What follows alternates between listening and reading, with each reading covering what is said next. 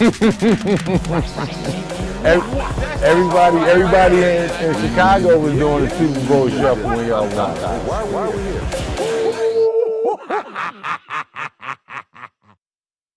Back. Episode 6, Sheed and Tyler, as presented by Underdog Fantasy. That is Sheed. I'm Tyler.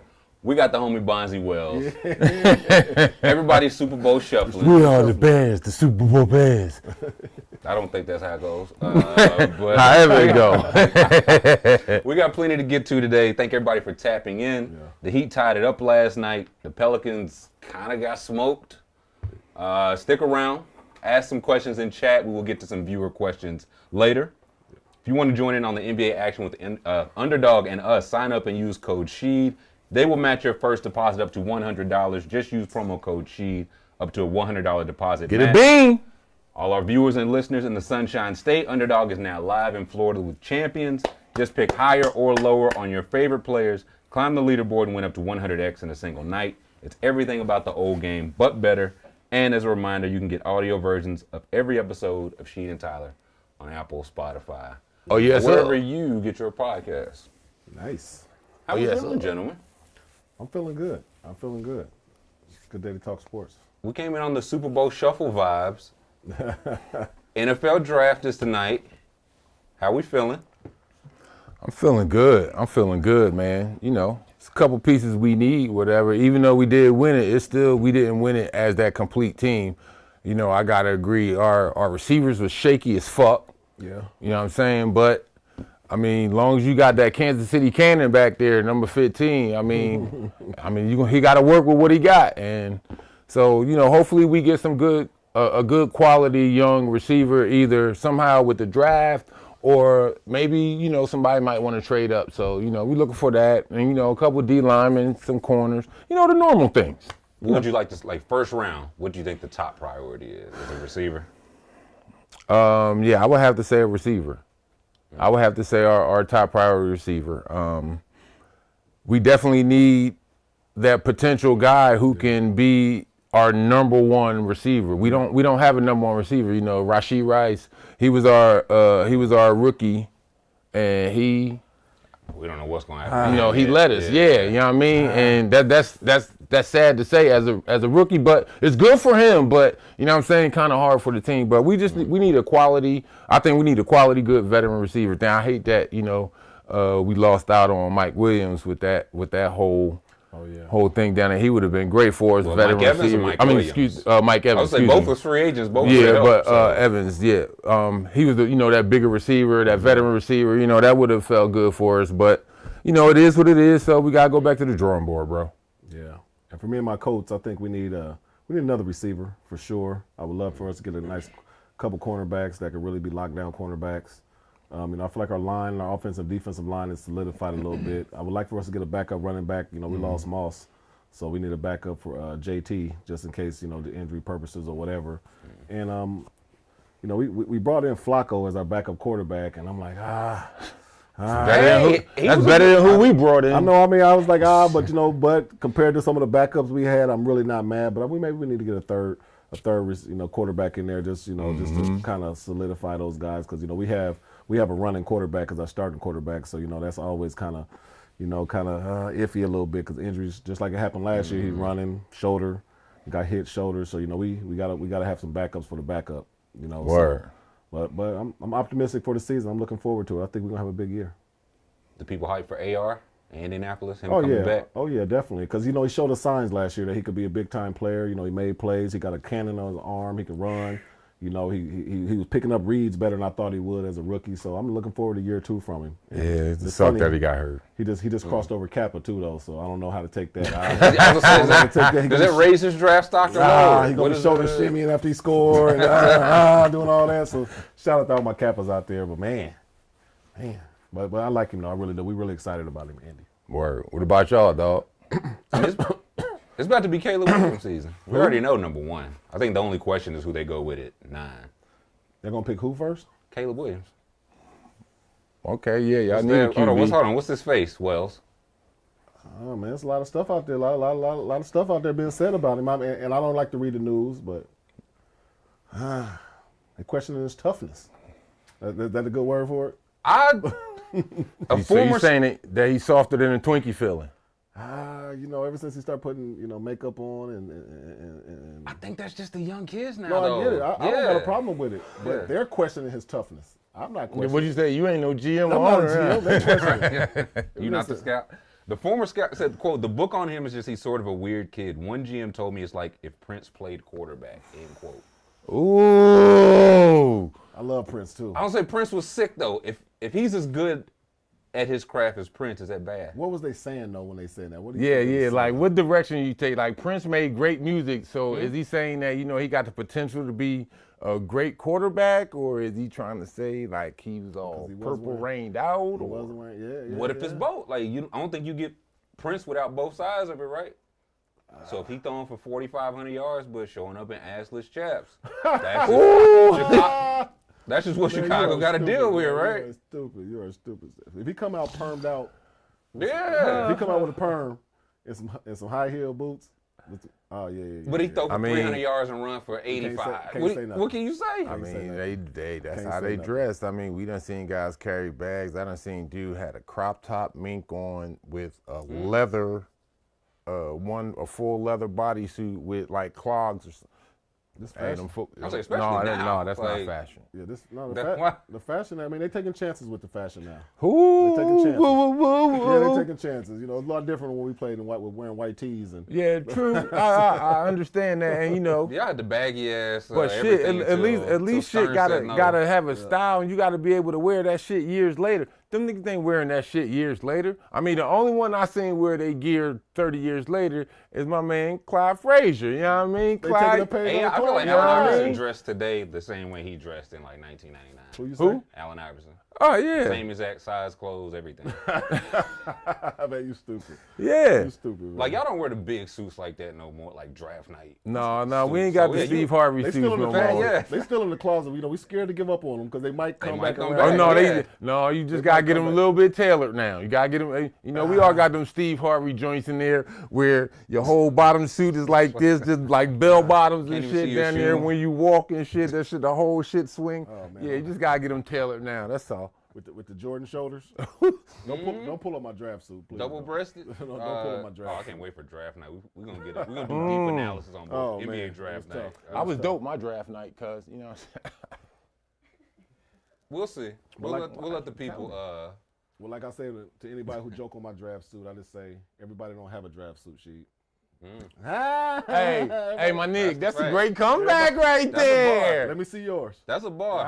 I was undrafted, so I made my hay later. So that's what That's what I say to people when they clown me a little bit. It's the only way I can come back. It's the only comeback I got. That's how you know the suit trash. He already got a comeback. This must be awful. No, it's rehearsed. This rehearsed. It was terrible. It was terrible. I don't know what I was thinking. He said it was rehearsed. It must be rehearsed. We talking draft. Agents, all that. Yeah. You got a good agent. You had an NFL agent, right? Yeah, I did. Rest in peace to my guy Eugene Parker. Yeah, it was great agent. He was out of Fort Wayne, Indiana. He was Deion Sanders and all the top football players' agent back then. And when he signed me, he was I was supposed to start the basketball division, but then I kind of got a little sidetracked. In the story I told you about me leaving him and going with No Limit Sports. Master P. Oh, Percy himself. Yeah, man. I was a huge No Limit fan, man. I don't know if that was the best decision to make. Why'd you put that part in? Because P was good people. I mean, they really good people. I ain't gonna knock P down at all. They was just trying something new and they were starting it off, and I wanted to be a part of it. But I don't know if it was the best decision personally. Yeah, this P. P. Man, this ain't no motherfucking P. This P. Let me hear you say. Master P, man, great dude, great camp. Yeah, I remember he, I think didn't like one of them lockout years or something. He didn't he do a charity game, or he was doing some type of charity game, I think, down there in that Noya or Houston area. Right, he was doing a lot, man. He was a huge sports guy. Yeah, fact. When I met him, he was playing in the CBA in Fort Wayne, Indiana. Mm-hmm. That's where I met him. Went to a game, met him. He made it to the Raptors, didn't he? Yeah, he made it to the Raptors. I think it was the D League at the time. No, CBA. No, yeah. CBA. It was CBA. Yeah, I met him. I was so excited because, No Limit was kind of running the music scene back then, and he invited me back to his hotel. Like, come back, chop it up with, let's do some music. I'm totally turned up. Like, oh, man, let's go. And I'm He said, let's do some music to you? No, just come listen to some music, you know what I'm saying? We just come chop it up. There's a few artists that was there that I kind of knew, and I was like, yeah, no doubt we going. And we got over there, he kind of just got to talking. And next thing you know, he pulled out that No Limit chain, and back then I was like, oh, man, it was like the mecca of everything. And he like, you with us, like man? the box glow. Yeah. I'm looking like, you with us, man? I was like, yeah. I mean, I like a kid in the candy, so yeah. And I was so excited to wear the tank, and it was cool. I was with him about a year and a half. Great times. It was me, Ron Mercer, Derek Anderson. And this is when they had Ricky Williams. Mm-hmm. They signed Ricky Williams, and I think he might have had. It was an unconventional deal, we'll say. It was probably one of the worst deals in the history of deals. Of deals, yeah. And I felt sorry for him, and I got to thinking like, when my deal come up, would it be like that? Let me move around. So I ended up moving around a little bit. So yeah, but it was good times though. Got to kick it with him a little bit. Went down to Baton Rouge and hung out with him and kicked it and did all that good stuff. And it was good times. I was young and turned, so it was really good times for me. How'd you get out of the deal? I mean, he worked for me. I didn't work for him. So just fire him. Just fire him and go somewhere else. That's basically what I did. It was cool though. He was cool. He took it well. You ever had any encounters with P? Me? No, I ain't never had no encounters with P. I ain't had no beef with him or nothing like that. Wasn't signed with him, but I mean. Boy, stupid, man. But no, P cool though, dog. P cool though. I did meet him a couple of times, and damn, I mean, who wouldn't be excited to meet, a black entrepreneur turned into a millionaire? I mean, shit, he got mad ideas. The things he did with his kids. Got his kids on Nickelodeon shows. Back then and all that. So I ain't mad at him, yo. Yeah. I ain't mad. Movies. You know what I'm saying? He got a 5-star classic movie that, that we all, man, I got the hookup. We all like that joint, you know what I mean? Yeah. So, no, that's a shout out to him though, man. That's good shit right there. Sure. We talked some Prince earlier, another story that came up. You introduced Prince somewhere? Yeah, man. It was a blessing. When I was in Portland, I was, one of my agents knew people on the music circuit and shit, and actually had a chance to meet Prince and do a show with him in Portland, man, and just really, oh man, it was lovely, man. It was awesome. It was awesome. Him and Sade. Sade was there? Oh man, no, not on the same ticket, not on the same at separate times, really? But man, yeah, met Sade too. Like man, it's like you met Sade? Hey, she's immortal, dog. Did the same. She looked the same way. She was like, yo, she's like, I remember this one guy, Tyler. But it skipped my mind. But anyway, how you doing? Well. I mean, that's But no, she's immortal, dog. The same way she looked then is how she looked now. I don't know, man. Her skin treatment or whatever she doing, man. Shit, she need to bottle that. Sell it $1 billion an ounce or some shit. You know what I mean? Like, damn. But no, it was awesome though, man. It's awesome to be able to do things and like comedy shows and all that stuff with a lot of actors and actresses that's out there. 100%. So, you just help. You pretty much, you ain't even really doing it for yourself. It's more for the area, the community. Right. You know what I'm saying? Like when I was doing those shows and did comedy shows in Detroit, it was more like, all right, let's try to, uplift the city right now. And maybe something happened in the city. All right, let's go and get some jokes up in here to, you know what I'm saying, ease the tension, ease the mood. We got some playoff basketball to get to, boys. We had some games last night. Yeah. Last night, Miami 111, Boston 101. They tied the series. You was talking about your boy Spoelstra. I told you, man, he does the most with less. He's probably, like I said, he's one of the best coaches ever. And, we missed on it yesterday. We said we had Boston going up. Yeah, I had Boston too. That was a total miss. But what Miami did, they played their best game of the season at the right time. I think they hit 23 3-pointers. 23 franchise record. So, when you play your best ball in a game like that, I mean, that's encouraging. That's inspiring moving down, the rest of the series. And, shout out to Tyler Hero, because, you thinking he got to go out and get 30 and 40, and he changed his game and he became more of a facilitator, making plays, getting guys, getting the other guys, easier shots. So I thought that was a good for him. I think that you're going to see growth in him as his career go on. That like, oh, I could be a facilitating type Right, player right. instead of just being like a one-trick pony, more of a scorer. I was very happy for him, and you know, Miami looked good yesterday. So, you know, it's interesting to see what adjustments Boston make in Game 3. Yeah, it was a team effort. Yeah. Definitely a team effort, you know what I'm saying? I think it was just the whole fact of, okay, we got a couple guys down, you know, everybody's doubting us, so that'll bring you closer together, especially during the playoffs right there. When you know for a fact that everybody else is doubting you, that brings you together. But they played as a team unit, you know, played as one, and that's what got them actually over the hump. And yeah, now it's going a game of adjustments. Okay, Boston came out game 1, did they thing. Now Spoelstra made adjustments, so now we're gonna see what Joe do. He got to make adjustments. Yeah. Like you were saying, they were the first playoff team in the last 30 years to win after being a 14-plus point underdog. That was a number. Yeah. So when you say like nobody believed in them, like literally nobody believed in them, and they came out and won by double digits. Even though like Tatum and Brown, they combined for 61 points. But who do we think like let them down more? Holiday didn't have a good game. Porzingis didn't have a good game. Porzingis had 4 points. I think it's Porzingis more than anybody because I think he got the most advantage. You know, he's 7'4" out there. I think Bam is probably the tallest person that they played yesterday, and he was 6'8", 6'9". Yep, 6'9". Porzingis should have had a field day in terms of not scoring, rebounding, you know what I'm saying, getting himself on the offensive board and just making himself a factor. But I think he's so finesse that he just kind of just took himself out the game, and they took him out the game. And Miami did a great job defensively. I mean, they scrambled. They forced them inside the paint to shoot, you know what I'm saying, twos, which, you know, them guys like to shoot threes. They just kind of just ran them off the line all night long. And, I mean, they played the game plan was ran to perfection. Yeah, I feel you. I mean, you definitely need more from Porzingis.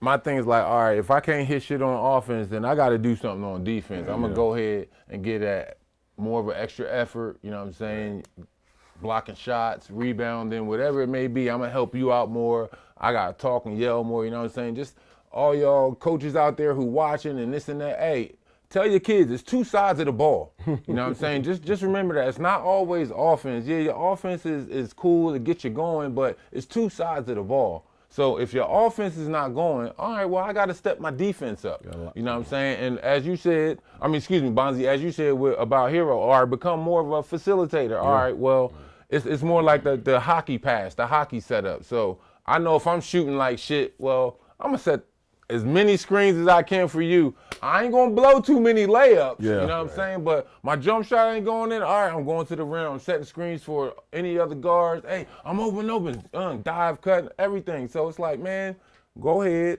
and just keep playing. It's two sides of the ball. If you're not doing it on offense, hey, well, I can't score, motherfucker, you can't score. 100%. Period. 100%. That's how you got to go into it, especially now in the playoffs. Yo, we need more from him. I mean, that could be one of the reasons why, you know, he's always been bounced around from team to team because that big games like this, big times like this, he's either hurt or disappear. We talked about the other day, like the Celtics, we think of them having that home court advantage. I saw since 2018, they're 18-21, below 500 in home playoff games. Really? Why is that? Because they've been in that mix like 1 seed, 2 seed, never below 500 regular season. Wow. Great home court advantage. So we think, why is it not translating?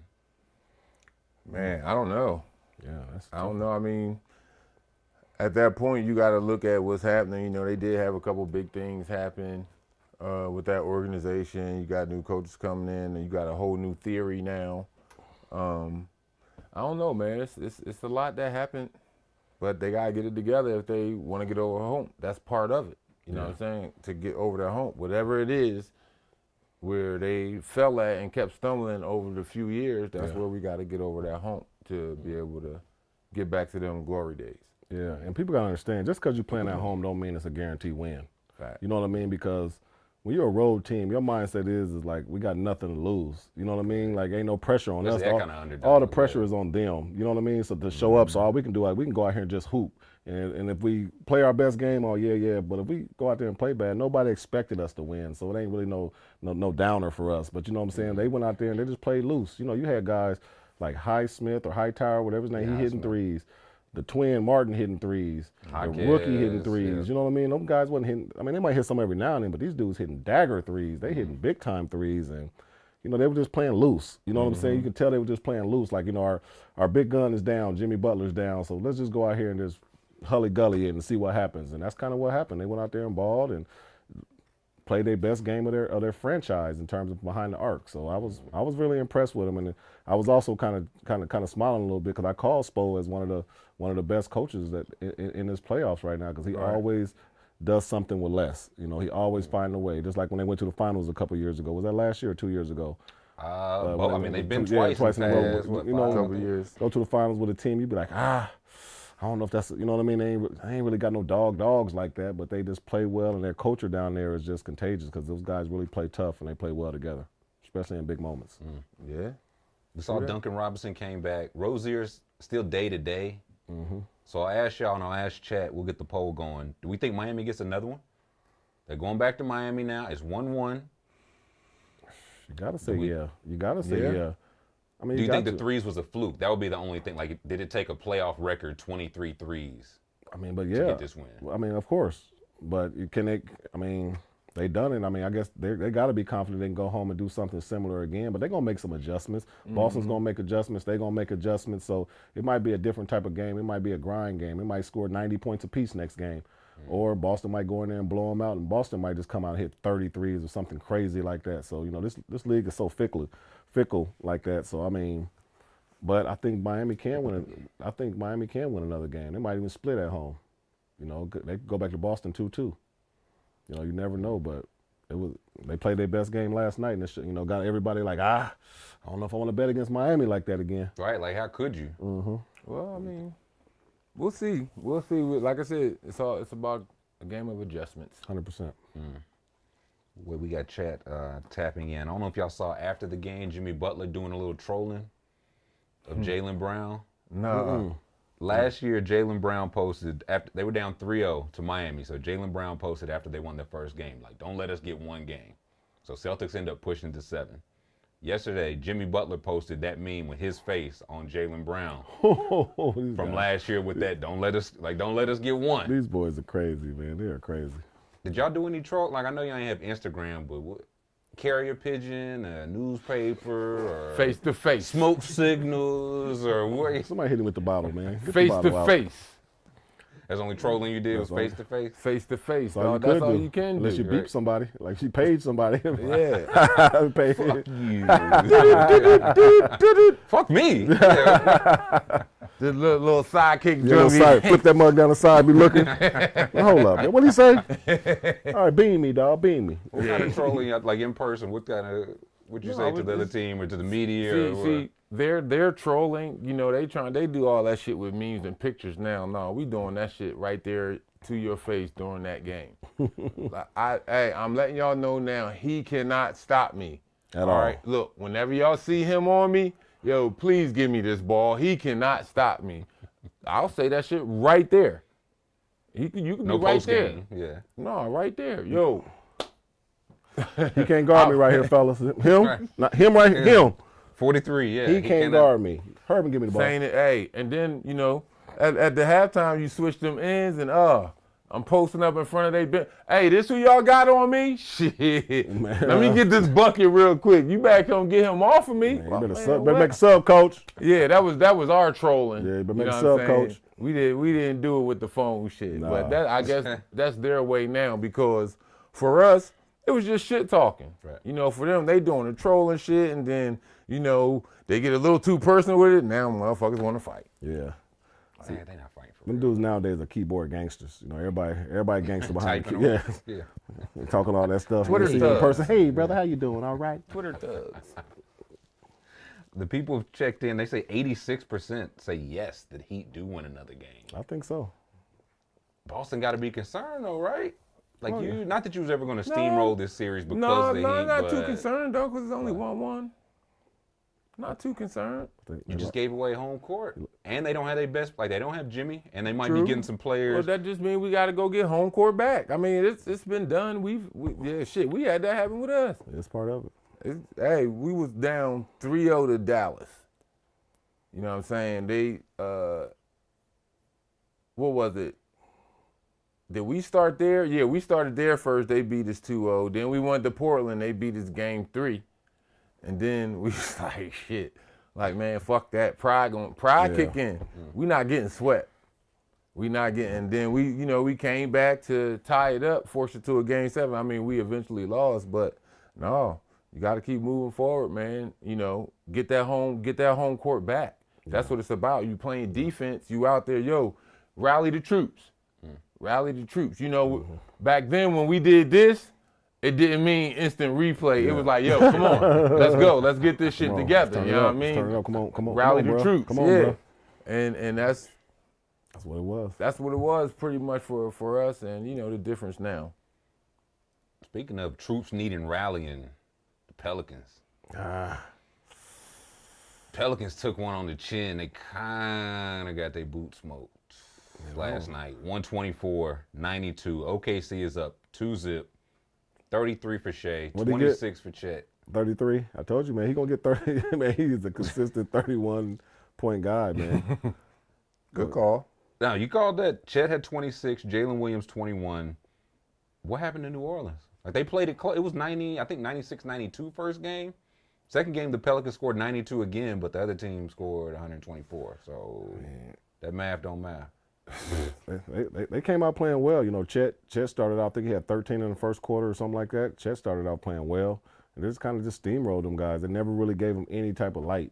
Any type of, they ain't see nothing. They were just constantly just kind of kept their foot on their neck. Yeah, just stacking them points on them. And man, like I said, the Williams, I really like Williams. We know what Chet and Shea gonna give them. That Williams kid, he's definitely the X factor. I mean, he's a bucket. He's a bucket for them. And I see this series going 4-1 at the most.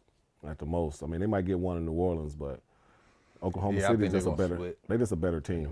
Yeah, they're just a better team from top to bottom, and they got some really good players, some defenders. I like Dort. I like that Dort kid. He's tough, really tough, man. Yeah, really, good defender. Great defender, tough, hit the three. He wasn't hitting the three a few years ago, but now he done added to his game. He's a really good piece for them. I mean, I like OKC. I can see them going far in these playoffs. I thought New Orleans would have like the size advantage, like Valanciunas versus Chet. He got to have him by 50, 60 pounds, but if OKC just run, they just run. What year is Valanciunas in? Yeah, it got to be at least 8, 9, 9, 10, something like that. That's what these young boys, man. That's what we keep talking about, man. These young boys, it's time to start passing these torches, man, because these young boys is taking over the league. They are not caring about old dudes and older guys in the league. Their stats, their awards. Is that more respectful? Yeah. Cause we old, so you know what I'm saying. These old fogies. No, but they don't care about their stats and accolades and what they did before and all that. They don't care nothing about that. They at you. They at you, and OKC is they ain't caring. I mean, OKC ain't caring, and they ain't caring at all. Hey, you ain't lying about that. Real talk. Because that's the same shit we was fucking thinking when I was with Detroit. And I was like, mailman starting. I was like, hey, Chance. I was like, hey, yo, I'm gone. I'm out. Every time, Ben Ortega get a rebound, look for him. I said, he is not keeping up with me. Yeah. And granted, I was in my older years too, but shit, he's older than me. You in 10 and 20. Right. Yeah, and it was his knee, and I was like, man, Chance, I'm out. Like, we gonna take full advantage of this. Hey, I'm in all pick and rolls, this and that, and Phil Jackson ended up sitting him down. But that's how they feel now. I mean, I didn't call him an old motherfucker like that publicly. You know what I'm saying? It was more in the locker room and stuff. No, I'm just a respect level for that. Shit. You ever seen Karl Malone in real life? The man's he's a great he's a great player. Yeah, I mean he's something. Stocky got a good build on him. Cool dude, you know what I'm saying? He ain't never had No, I mean, he did his, everybody all did their shit back in their day, when he cracked Zeke and all that with the elbow. But no, other than that, I mean, shit, he ain't, against us, I could say he ain't never played dirty against me. Always been solid. You know what I'm saying? So it was always straight up, look, y'all beat us this time or they beat us, whatever it is. But I'm out. Every time. He did that Randy Moss. Hand up. Moss. Man, for real, dog. I mean, so I guess that's how the young fellas feel now, and then it's that energy. That energy's a motherfucker, I'm telling you. Young boy energy. Do you think Willie Green might consider like doing just that, going to like a Jordan Hawkins on the bench, Larry Nance instead of Valanciunas, and Hawkins instead of CJ? Because CJ hadn't been able to quite get it going. B.I. had a better game, but he hadn't quite been able to get it going. You got to make some adjustments, you know, and if you do give them a chance, you try them early. You know, because you don't want to ride with your vets, the people that you know has done it before and you kind of believe in. But, you know, you got to give them young boys a chance and see if they make something popping. They might make a name for themselves. Jordan Hawkins might come in and hit some threes. You know what I'm saying? Nance, you know, who's played in the league, he probably on his 6th, 7th, 8th year. So he get it. You know, he come in and just give him some energy, give him a spark. You know, he could be a Bobby Portis for, you know, like for Milwaukee, just come in and be the crowd guy, get them high. Murray in the bubble. Yeah, just get them going. You know, get them going. They just need some activation. They need somebody to come in and activate them and get them going. You know what I'm saying? Do we think New Orleans wins another game this year? I think you said you think they split. I think they're gonna split at home, but no, for me, I'm gonna still bring Nance off the bench because he's that younger energy that we would definitely need to go against that whole OKC, and I think he's a better player than anybody else coming off of the bench for OKC. You know what I'm saying? So you go through him, you feed him the ball. Plus, he's used to being in that stage. You know, at times in his career, he was one of the 2-3 top goal men, you know, on that team or whatever. Like, hey, it's a scoring thing. So he can get some buckets, but, man, it's going to be tough. But I think they're going to get one. It's that energy, though. Everybody going to be hyped. They're going to come in there, riding, and they're going to get one. I don't think it's going to be a sweep. Yeah, they got some pride. They're gonna get one. You think they getting one of them? We think like game 3, I feel like you got to get. You got to get game 3. Right? You got to get game 3, or you put yourself. You put yourself in a better position. Yeah, you got to get game 3. Because now, believe it or not, damn, I forgot I had these in. Believe it or not, I think with the way this is now, all the pressure, as we like to talk about so much, that pressure on New Orleans now. Even without Zion? Because it sounded like he'll be reevaluated, but that won't be till after game 4. From way Shams is talking, it sounded like they would have to advance to round 2 before. At least before that thing comes down. He could even consider coming back. So, I mean, it's next man up. You know, that's always the mantra. You know, next man up. You got to be ready to step up when it's your time. You know, and nobody's really stepped up. You know what I mean? That bell. You know, nobody's really stepped up. So we hope when they have good games from BI or CJ. You know, you're hoping, but they haven't showed signs that they got these guys figured out yet. You know, these guys playing great defense on them. I mean, we can't take away from OKC's defense. They playing great defense against these guys. Oh, true. Should Zion be wanting to come back? I know you said no for Embiid, but should he? Like, is that a good thing? Yeah, I guarantee you he want to come back. Yeah, but he don't need no. You don't think he should? I mean, it just depends. So what was his hamstring? Hamstring. So they say. But you know, those hamstrings, they tricky. You know, they how you might be feeling good, and then as soon as you step the wrong way, it's right back, and it's worse than what it was. So. But damn, no, dog. My thing is, I don't know. I got to start looking at a couple things with that. I got to start looking at the training staff. What's that? Why is he always hurt? You know what I'm saying? It's always something with him.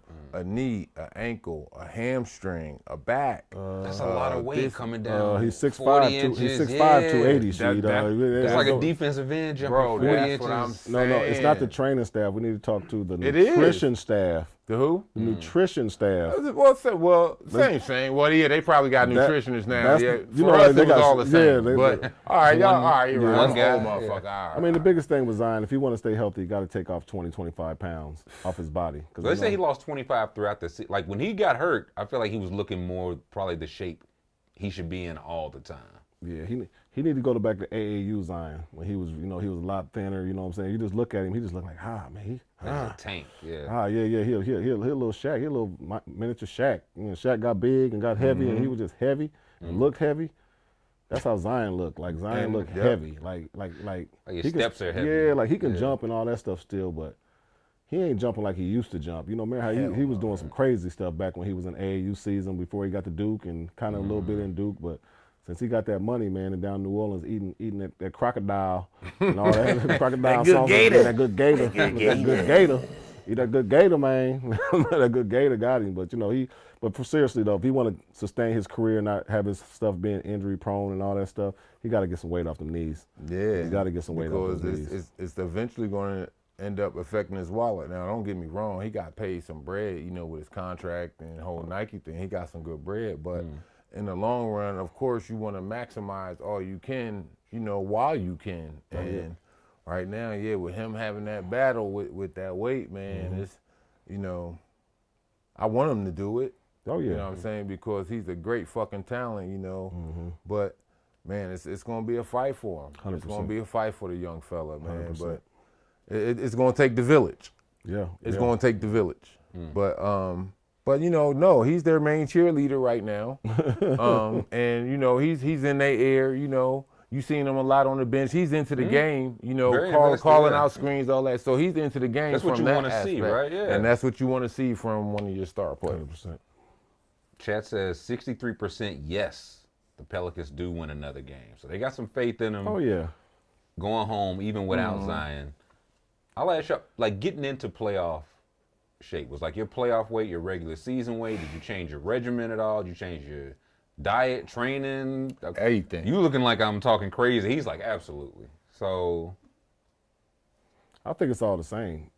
I mean, you know, you got to be in shape. You got to be locked in. And then especially, I mean, if you know you're going to the playoffs, your last 10, 15 games is when the regular season is when you really like, okay, that's let when you lock me in. get my rhythm together. Let me make sure I'm locked in, body and all that stuff, because you don't really have time in the playoffs. You know, you're playing a game on Monday, and then you might have Tuesday off, then you go on Wednesday. You know, you're playing every other day, so you got to be locked in. So what do you start changing that 10, 15 games? I'm not really changing none but my preparation mentally, more or less, because you're locked in on one team instead of playing another team every other day or every day. You're just kind of more locked in on the mental part of it, like what's my job, what do I need to be doing, you know, what's going on. But you gotta already be in shape and healthy. You know, you taking care of your body a little bit more. You making sure your body and all that stuff is good, but you know, you gotta be in shape.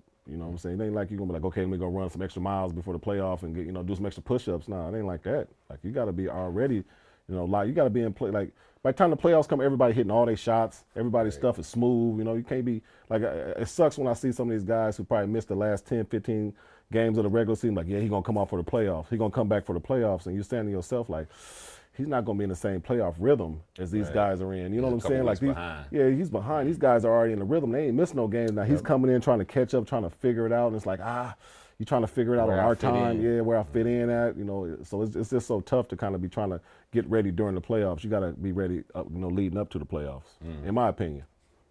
Shit. Only time I was in during the regular season, only time I was in playoff mode was when we went to San Antonio, Minnesota, and LA Lakers.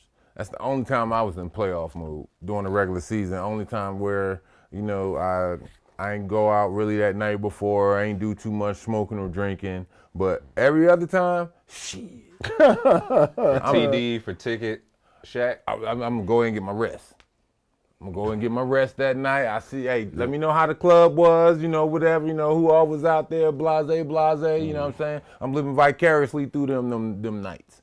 But and then, you know, it's certain nights, it's like that where you got your your rivals and matchups, yeah. So, but playoffs, yeah, everything lock in. Like during the regular season, my playing weight was as I got older, my playing weight was 265. So during them years when I was with Detroit, so during playoffs, dropped down to 255. So cut out the drinking, wasn't smoking as much, you know, did a lot more cardio. Yeah.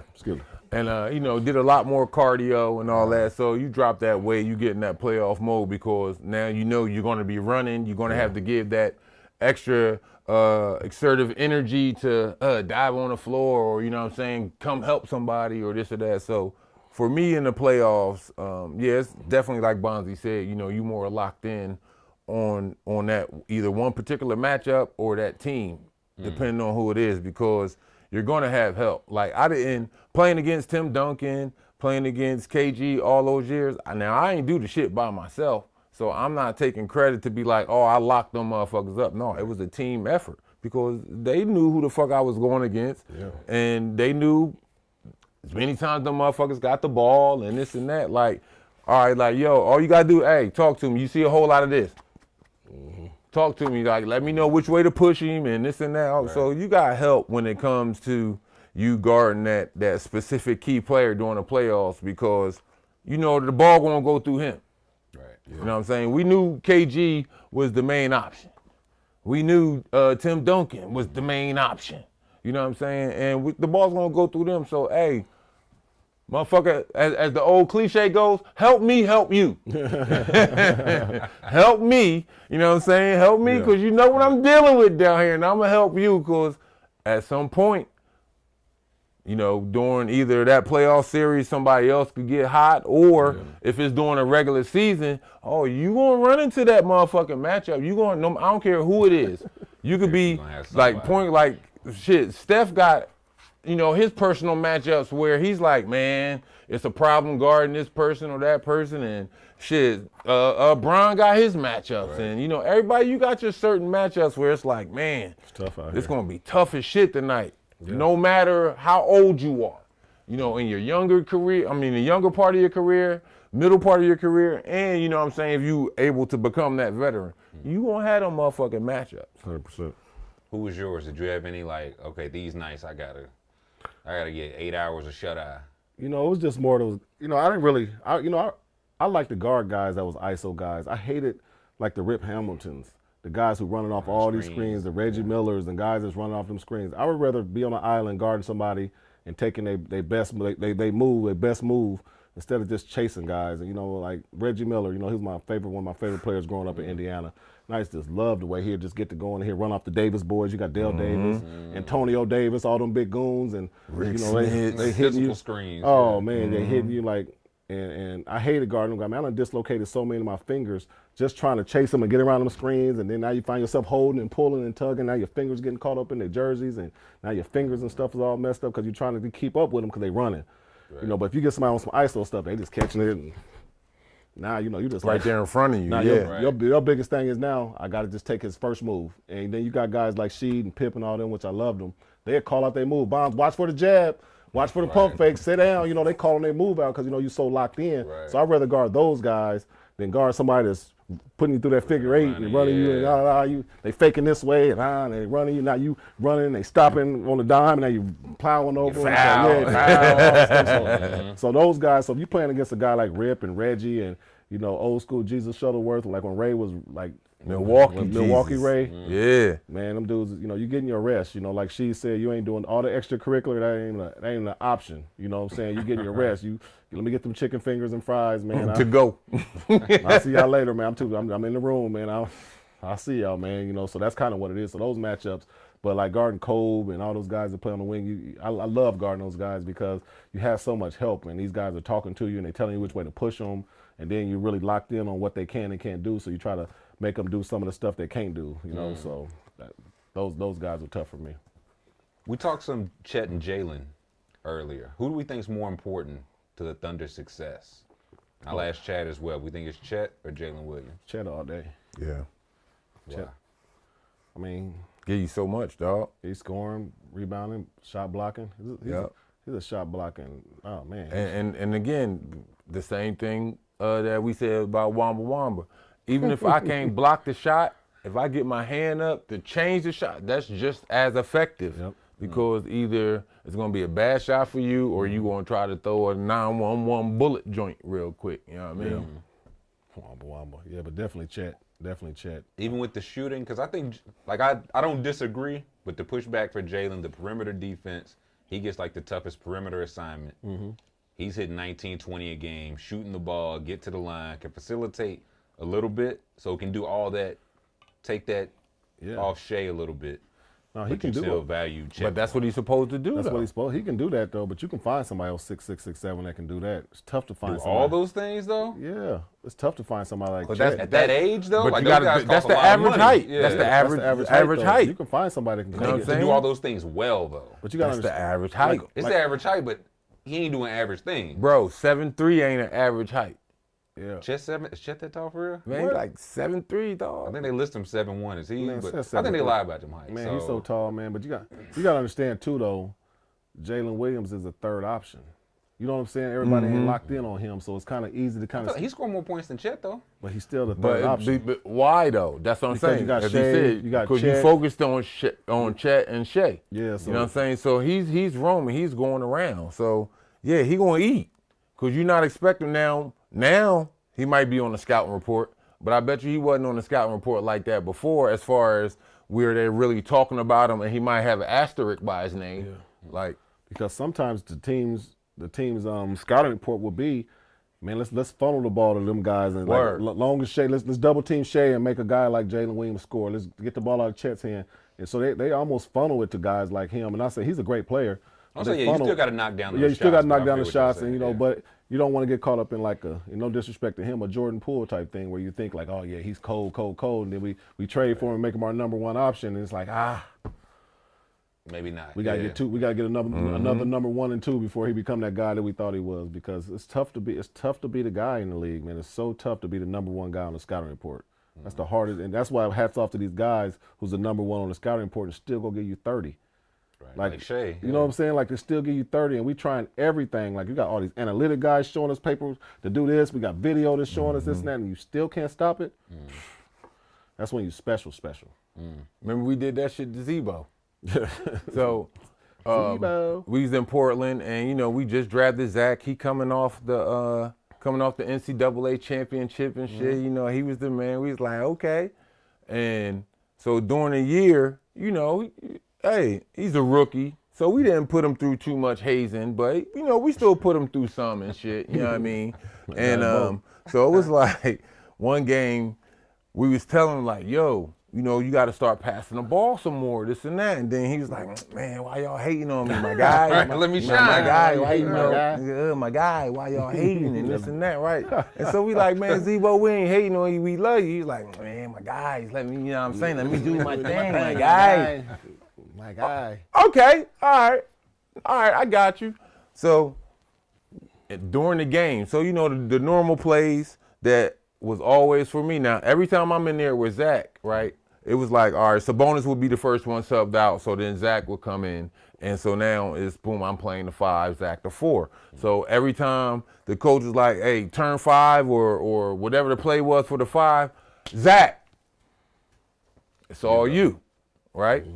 Yo, so now he already made a name for himself and did the same thing that, with the Williams kid did, scoring silently, but at the end of the game, you looking at the stat sheet and you like, damn, this motherfucker had, like 25, 28. 10 boards. So, he was like, I'm doing my thing, my guy.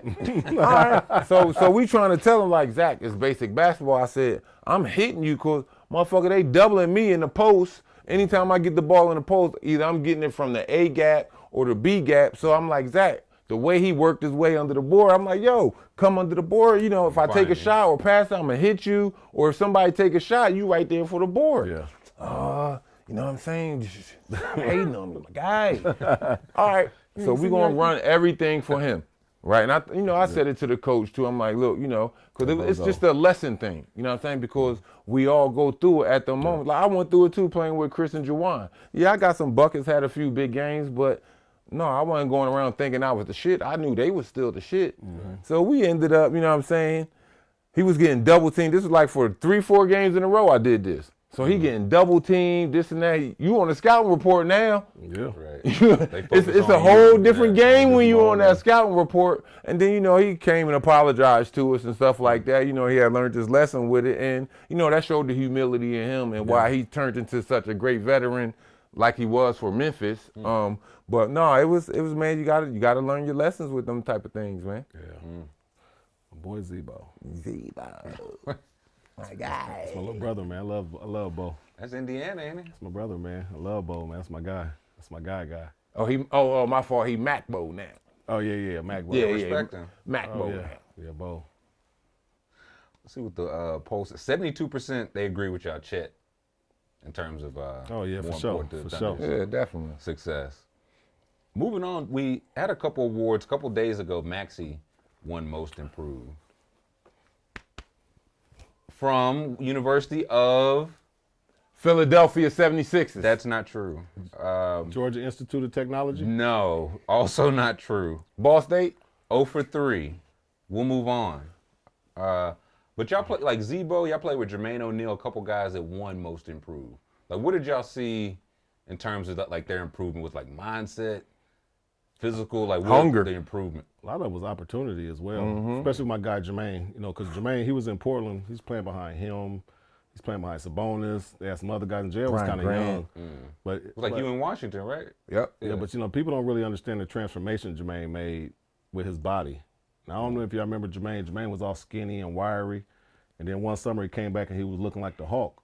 I mean, he came back cut up. Game was crazy, and I'm like, man, we got one right here. And then they ended up trading him to Indiana, and we was all sad. We love Dale Davis, but Dale was on the backside of his career. Right. Jermaine was just starting to come up. He hadn't really done nothing yet.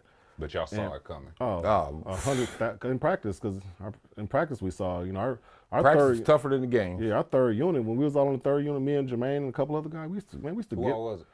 Well, we had a couple older guys, but for the most part, it was me and Jermaine, and we used to be at them in practice, and our confidence was getting through the roof, because practices were our games. Right. So we felt like if we could score against them and go against them, we scrimmaged a lot back then. We can go against anybody, and like she said, some of our practices were way harder than the games because we competed.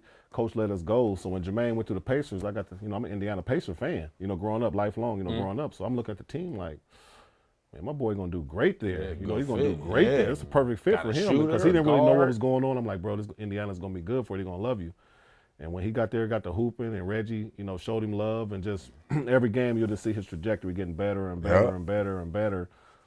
I knew he was gonna be an all-star. I knew he was gonna be Olympic, Olympic type guy like Jermaine.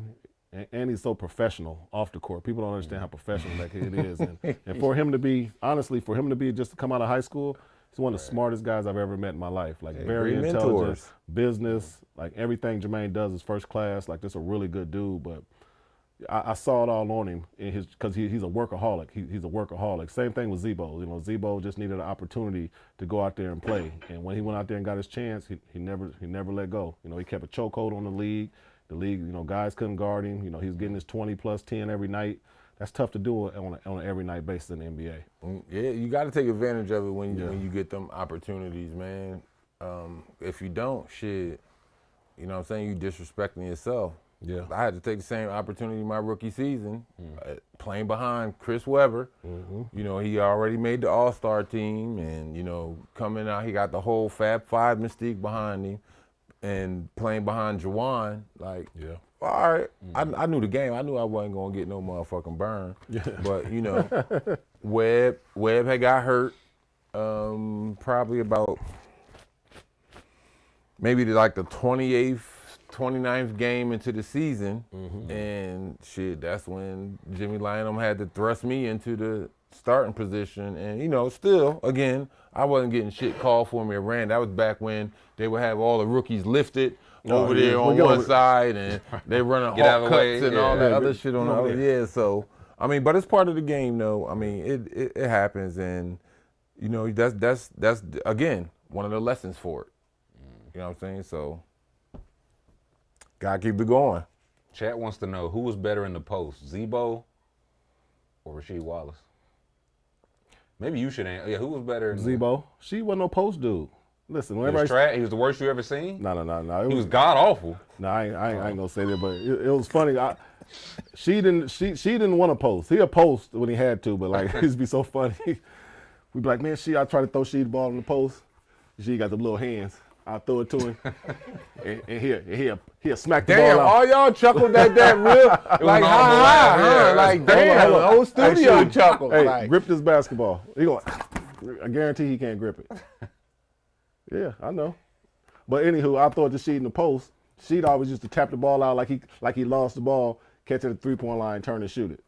But strategy. But honestly though, Zebo was really good down there, but she had a shot that you couldn't get to. Because if you look at Sheed's shot, she'd get here, and she'd have had the ball way up here. And mind you, he a footer already, and he's shooting up here, and he's shooting with his wrist. So he had that mug and get to doing all that. So she was probably one of the best post guys I've probably ever seen down there, because he can get a shot off on anybody. I've never seen she get a shot blocked, ever. And that's rare. Shit. I've never seen it for myself. I think KG got it. I got your ass one time. You know what? KG got it 93? one time. I think KG. What you talking about? The turnaround or just a shot, period? No, your turnaround. Oh, I was about to say, I done got my shit beat up a couple times. I'm just talking about on your post, like when you shimmying and you doing your thing, it was tough to get through. So she's probably definitely, Bo was a monster down there, but Bo went at it differently. He had more. I would say the thing with Zebo that made him a different post player was we get caught up in the jump shot. So if you shoot the jump shot right now, naturally, normally, we all like this. And as we looking up at, he ain't looking up at the shot. He'll see the original shot, but as we gazing at the ball, that's when he bodying up. That's when he bodying. And then the thing about it with him in the post, you know, he got good footwork. Zebo like the wheel and deal and everything. But no, that's my rook too. You know, I got a lot of good guys now. Your coaching tree. You know what I'm saying? Hey, Zebo, Jermaine O'Neal, Jason Max Hill, had work with Bam. Just to name a few. I mean, I guess it's a good little list, but we ain't got time for it. I'm kind of disappointed they didn't put me in there. I'm better than both of them. And look, that my better first than both. guard. I was gonna say, I was better than both in the post. In the my post? first guard right man, there. come on. You know In what I'm post? saying? I wasn't even a post-up dude until I got into the league. Because he had the thing that made him a good post player was one at the 2 guard. A lot of motherfucking 2s ain't want to bump and grind down there on that block. You know what I'm saying? They ain't want the elbows. Get out of here, all that shit. Dirty play. Yeah. No, it wasn't even dirty. I'm throwing my weight around. Yeah, That's what it was. You'll be surprised on how many people don't like contact. You'll be very surprised on how many people that don't like contact. How soon do you find it out in the game? I used to find it out. You know, it's funny. I used to find it out before they jumped the ball. Because, you know, you jumping the ball, and me and Sheed had a thing we used to do. Before they jumped the ball, me and Sheed is just jumping, doing high knees to our chest before the things. We jumping crazy, we looking crazy. You know, Sheed's hair nappy as hell. I got a serious face. To do with jumping. Yeah, that was. But you know, but we too had much laughing though. But It we was had- ugly. His shirt was dirty. No, I'm just He was saying, but you know, stupid. we had a serious face to us. We out there like, man, we ready. You know what I'm saying? And guys come to you like, hey man, come on. So they attack me like, Wells, man, don't start that posting up. Man, don't come tonight, on with that man. Come on, bullshit, man. Don't man. come They with said that, before man. the game. They said before the game, like, man, I had a long night. I was out partying, or you know, we all cool. Man, I was out, man. Don't start that night. I'm like, all right, man, I got you. Man, I'm posting the mugs the first 10 plays down. I'm trying to Run put it. Oh, run it. Hurry up. It ain't in my play. I was just trying mismatch. Come on. Mouse in the house. Or else I'm going for every offensive rebound. But yeah, I learned a lot of my post stuff from, you know, shout out to my guys, J.R. Ryder and Steve Smith. They both showed me kind of, you know, Smitty in JR, their post, because they both was two different kind of post players. Like JR was more, you know, he was, you know, big quads, you know, get down low, hit you, fades, you know, had the stuff. And Smitty was just more of a technician where he showed me all the different clamps and how to get guys and how to get the leverage and all that type of stuff. So my first 2 years when I learned it from those guys, I was like, oh, that's how you do it. Because everybody wanted to kind of play in that spot that Michael Jordan played in, that mid post. You know, you try to get guys. And once they taught me that, and I felt like guys were a little bit softer than I was. No disrespect to them, but I felt like they wasn't as tough as me. How you say that and then say no disrespect? No disrespect, because you know it's tough. That's to get, that's like somebody saying no disrespect. So as soon as they say that, you know it's about to be some disrespect. Immediate disrespect. I try to be politically correct, but once I figured that part out, I was like, oh, I'm good because I can do this all night long. Because I wasn't like my first couple of years; it was all about them. So I had to find my niche, and that became my niche. He got on the scouting report. Yeah. He his first couple years, he wasn't on the scouting report. So and that's when he was fucking killing these cats, yo. But once he came on that scouting report, it became a little tougher for him. But he still did his thing, but it's part of the game. We got some games tonight, 3 of them to get to. Somebody's team plays tonight. Do we want to talk about that one first? Second, or you got to go? You know he will leave. Yeah, he will. He don't think nothing about leaving. It's cool. Cleveland, Orlando. We'll talk Cleveland, Orlando. They played tonight as well. If you can hear me in there, I hate Bonsi. Cleveland up 2-0. Yeah.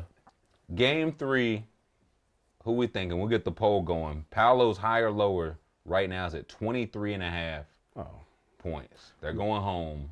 He Thinking higher? He gonna go higher, but I think this is gonna be one of them games where they play great for 3.5 quarters, and Cleveland steals it at the end. You know, because Cleveland's just a better team than them, in my opinion, as of today. You know, but I think they're gonna play well at home early. Might play well for 3 quarters, but I think this might be a sweep for Cleveland. You think so? Yeah, they're just a better team, and you know Orlando got to go through their. You know, if they Take keep their that team lumps, together, yeah. they got to just take their lumps and learn from it. Be mad, be pissed all summer, and you know what they work in, and come back next year and have a great year. But I think, you know, Cleveland just got a better team. That's the same thing we were saying, earlier in the week about Boston's performance. Like, look, they done took their lump, so now we're expecting them to get over the hump. Yeah. But no, I agree with you with the Magic. That's the biggest thing with them. They haven't been in this situation before with guys on their team. They got they got some good young nucleus down there, but it's just a matter of it's experience. It's their first rodeo. Yeah, even you're gonna get beat up. Just like, we all liked it when Shaq and Penny, we was like, as the young cats, we was like, oh man, they about to beat the shit out of the Bulls and this and that and da da da da da. And Mike and them, got them up out of there. But when Shaq and Penny was younger, it was all that young mystique that we wanted.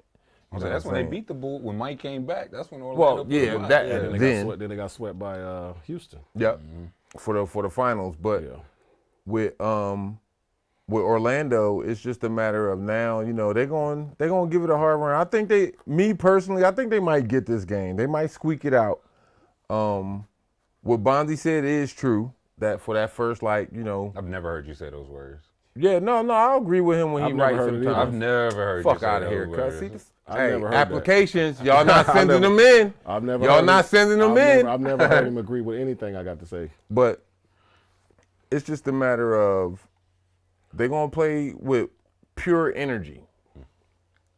But it's going, at some point throughout the game, it might not even be at the end, but it's going to be certain plays that's going to come up where experience just takes over. 100%. During this time, it's playoff time. So far. 100%. I think I'm going with the young boys. I saw Suggs, Gary Harris, Jonathan Isaac, Wendell Carter combined shooting 27% the first two games. I think just going home, you shoot better. Even if it's 37%, you need every bucket you can get. I think Orlando gets game 3, but I think it's probably the only one they get. Isn't Suggs out? Didn't Suggs get hurt? Suggs still? I don't know the extent of his injury. Let me check. That's a good call. Let me check that. I believe he I think they're well when he was in. So I think they're gonna get this one though. Hopefully our nephew step up. Hopefully Cole Anthony step up. It should be an opportunity. No, I think he will go out there and do his thing. Again, I think Paulo. What was the over under with him? 23. 23 he's gonna have more than that. Yeah, he definitely. Because he, it's to the point where he like, look, I'm the one option on this team. I'm the man on this team. I got to put him on my back. Let's go. Let's go. Get the backpack time. Feed me. Let's see more. Feed me some more. You wasn't there. Suggs will not face a minutes limit for game 3. So he's cleared. Good. No minutes limit. So they're saying he'll be there. Okay. I think they'll hit a couple. I think the role players around Paolo and Franz hit a couple shots. I hope so. At home. So I think they get game 3, but it might be the only one that they get. Mm-hmm. We'll see. Are you? Let's save it for last, man. Okay. Let's save it. Okay. The people say 64% Cavs. They think Cavs go up 3-zip. Me too. 35 Magic. I'm with the chat. Denver, LA is our second game that we will be discussing. Man, I swear we need some new motherfucking co-hosts. Denver's up 2-zip. Y'all see AD and Darvin Ham kind of having a little back and forth. AD said, quote, "We've shown that we're more than capable. We have stretches where we don't know what we're doing." Ooh. On both ends of the floor. And then I think we have Darvin Ham's response queued up here. Let's listen to it. See what Coach had to say. Sometimes the plays don't turn out the way you think they should. And, the frustration sets in a little bit, but I don't think it's for us not being organized. I think we have incredibly talented coaches all along my staff. We pride ourselves, whether it's a practice, a shoot around, a film session, a game, whatever, we pride ourselves on being highly efficient and organized. So I just chalk that up to being frustrated. It's an emotional game, the way it ended and all of that. But I'll agree to disagree on that one. I mean, I just think probably since we knew we were playing the Lakers, Wednesday was our first practice. We've gone over our game plan and we've gone over adjustments for a lot of different players and play calls that we haven't even had to show yet. So that's why in the playoffs it's more of a chess match, reading and reacting. But again, we're not doing things that we've never done before. You know, you don't come into a game, write something on the back of a napkin, and say, let's do this tonight. Everything that we're going to try to employ has been stuff that we've worked on and we've used in live game situations. So what do we think first? Is the AD Darvingham, is there anything to that? Or is it just the frustration like D-Ham said? For me, I think it is frustration, but here's my thing, right? Here's my thing. And you can really, really contest this because we fucking did this shit in Portland. Yo, it's two views of the game. It's the view from the bench and it's the view from the floor, right? The view from the bench, you got the players and the coaches. The view from the floor, it's us. We out there. The players, we out there, right? So with this, if the coach is calling some shit or saying some shit and it's not working, we gonna listen to that shit in the motherfucking huddle and this and that. Yeah. But you know, like it's that small window where it's like about 15 or 20 seconds where the guys is sitting on the scorer's table and you see the person standing up like this, holding their hand up, ready to go back to commercial, from commercial looking at the ref, right?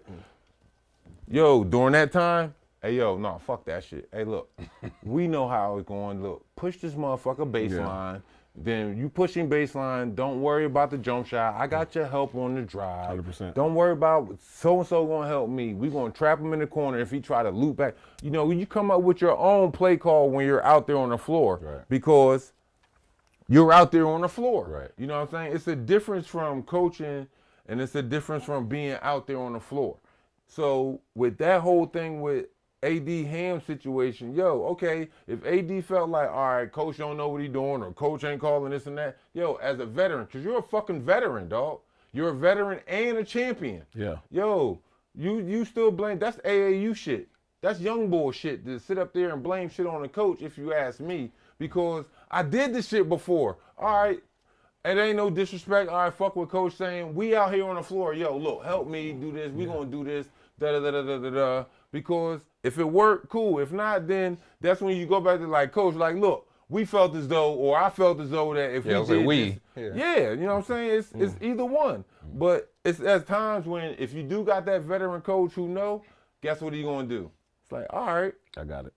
All right, no problem. You know that cause why? Cause he's a player's coach. He played the game before, so guess what? He did the same fucking shit. Right. Yeah. He did the same fucking shit. So he don't take it as disrespect. Exactly. Right. But then at times, you know, of course, normally, naturally, yeah, you know, you follow the coach shit, but, you know, it's different times, man, when you out there and you just going to be like, all right, fuck what the coach said. We know what it is out there. This is what's going to happen.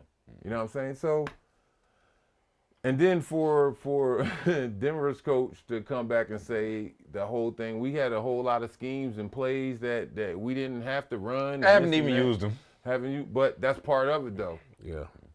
That's part of it. The one great thing I loved about Larry Brown, he had the same thing. We had a whole lot of shit that we didn't use against the Lakers that year. Mm-hmm. Oh, man, 'cause he's a fucking mad scientist. His main thing is, like, let's say if it's a call, you playing in two, and we go, turn Tyler, right? So, boom, during the regular season, you know, you getting the ball, you doing your thing, jabbing and getting pulling my bag. up, you know what I'm saying, in your bag. But during the playoffs or during big games, hey, turn two for Tyler. But it ain't for you, it's going to be for Bonzi. Mm-hmm. And that's just some of the, like, mad scientist ideas and plays that LB had. But it's just a matter of, I'd rather be prepared with too many plays and a whole lot of shit that we didn't do than not have enough. Yeah. I think the biggest thing with the Lakers, they didn't hire my boy. They should have hired Sheed, man, a couple years ago. 'Cause I know Sheed, you know, having a guy like him on the bench, he would have nipped all that in the bud with AD. It would have been a different type of thing. You know, you gotta have a crazy person like that on your staff. AD would have shut your shit down, boy. But all right, hold up, time out. He probably would have slapped him. Let's go back to this first. So how the fuck when I say something about him, you talk about something, oh, that's the first thing I heard you say nice about Bonzi. But if he say something about me, it's just regular fucking conversation though, dog. I'm an instigator. That's I literally said some my good stuff. I entire said they role. should have hired him, didn't I? Didn't I say something good? That's what I'm saying, but Yeah. it wasn't no shit from him like, oh, you really think she did this? Okay. You think they should have hired this No, stupid but ass? it's too late 100%. now. It's too late now. you. It's too late. Bad Hey, opinion. look for applications. You know what I'm saying? Hey, look, we can do the podcast at your crib. You know what I'm saying? Look, but no, I'm fucking with my guys. That's all, y'all. I'm fucking with my guys.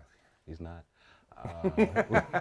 No, but I do respect Coach Ham, man, for kind of keeping it. You know what I'm saying? Like, man, it heat of the battle, because that stuff happens. He didn't want to throw his guy under the bus or nothing like that. He kept it real, and that's a player's coach for you right there.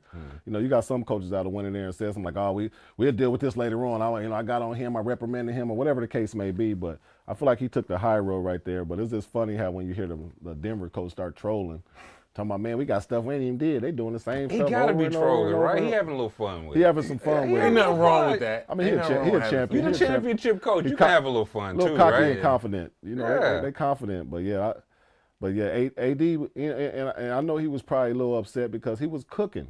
I think he got one shot in the great fourth game, quarter. man. He was cooking. But here's my thing. That one shot in the fourth quarter, that's the coach's fault because he didn't call a play for you? Or is that the fault of motherfuckers out there on the floor didn't think that you was hitting shit? Well, he was hitting, he was cooking. Yeah, So but- it's a combination of both. You know how it is when you cooking and you ain't getting no shots in the fourth quarter. You're gonna be a little tight yourself. I'm gonna be tight. But You're gonna still, be tight. if motherfucker, if I'm cooking, other Somebody gotta give him the motherfuckers, ball, they right? should Yeah. recognize that I'm fucking on in fuego. Yeah, I mean, Like, that, hey, yo! No, don't that bitch right here. Come on. but you gotta think D'Angelo Russell was cooking. I mean, shit, right? Let's go pick and roll. You know what I'm Yeah, saying? To both of us something because, it's hey. Yeah, so I take that as a frustrated, isolated incident because I think AD has been nothing but a pro. You know what I'm saying? You don't really hear him saying stuff or going off like that. I think it was just an isolated incident.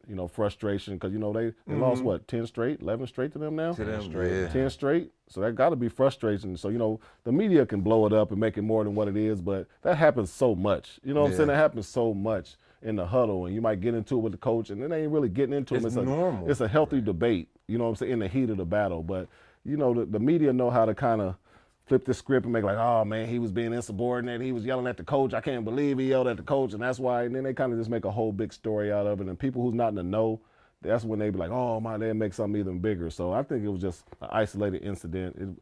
I don't think it's going to affect their relationship moving forward. No. I think it might just give them a little bit more fuel, just to kind of, all right, show y'all. And then once they get this game 3 win, they're going to be hugging, Coach, I love you, and all that type of stuff, and everything. You said once they get it. I think they're going to get it done. I think they'll get it done tonight. I think so. Lakers, Nuggets, who you got game 3? No, I concur. Actually, no, I don't. I was going to say, I like how you agreed with Bonzi, Rasheed.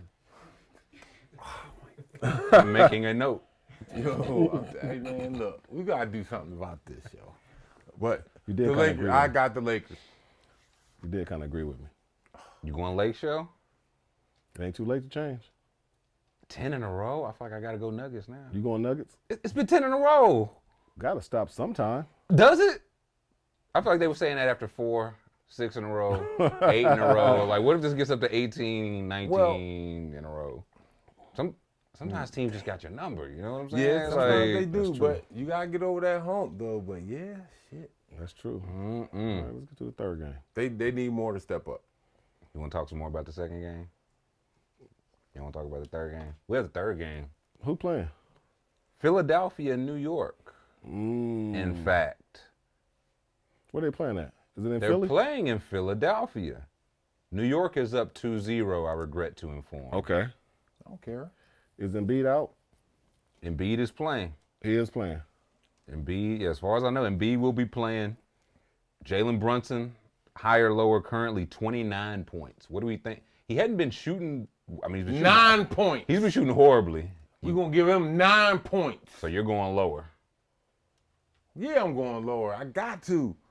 But then again, shit, I can't front too much because he is back kind of sort of at home. Yeah, he gonna be cooking. So, Who you taking? What you mean who I'm taking? You can take New York, and won't The nobody fuck judge. Won't outta nobody here. judge you, bro. Fuck out of here, dog. You already know who I'm taking. We could be down 3-0, and I'm still taking my Sixers. Y'all better not be down 3-0. We're not, just because you said that and you're fucking hating on us. It's true. It's true. What's the chances next time we go live, Philly's not in the playoffs anymore? Is that a real thing? Tonight will be 3. Their game Do y'all 4 will hear all of this be. hate? Is that a real? Is that a? Like, Their game 4 will be the 28th. Y'all What is that, lucky I'm such a Sunday? positive dude. Like, Is the positivity in the room with us? no, because y'all some fucking haters. The hate is in the room. Like, Good. damn, the hate outnumbers me, but It it's okay. fuels me. I have love. Look, I'm blocking, huh? You got remember this, Sheed. Hate is another form of a compliment. No, fuck out of Nah, I here. disagree. What? Hate is a form of hate. Like, when I'm hating, I'm not confident. I'm getting a good hate in. Personally. Well, I'm taking New York, and I'm taking over with that 29. I think he back at home. He got his people in there. He feeling good. 33 tonight from Jalen Brunson. 33. I'm taking under. I'm taking under that 29. You taking? I'll say, D'Anthony Melton, game time decision. He may be back. Maybe just another defender. Like, they defended Brunson really well. Just another defender to throw at him. I mean, what did we say? You got to use the motherfuckers on the bench. You got to use them young boys on the bench. They hungry. They want to get out there and show their worth. You know what I'm saying? And not just on the Sixers. I'm talking about for any Both team. sides, yeah. You know what I'm saying? You got to look, so-and-so down. Like, all I'm going to do is just keep looking at the coach like this. Every time you look to the bench, you gonna be making eye contact. Like, Something gonna happen. I'm ready. Like, don't even. Boy, What we just ignore, just look. as a head coach, that's Wells. that's so tough, man. Every Man. time somebody foul or do something, you look at the bench, some dudes be looking at you in the eye, and then you gotta look over them. You gotta. Hey, you want to win? After you. You want to Yeah, win? Put Booby in. Like, Let me. you know what I mean? Not you. No, not you. Sit back. Sit back, boy. Hey, Can you tap the come guy here. beside you? Coach wants you.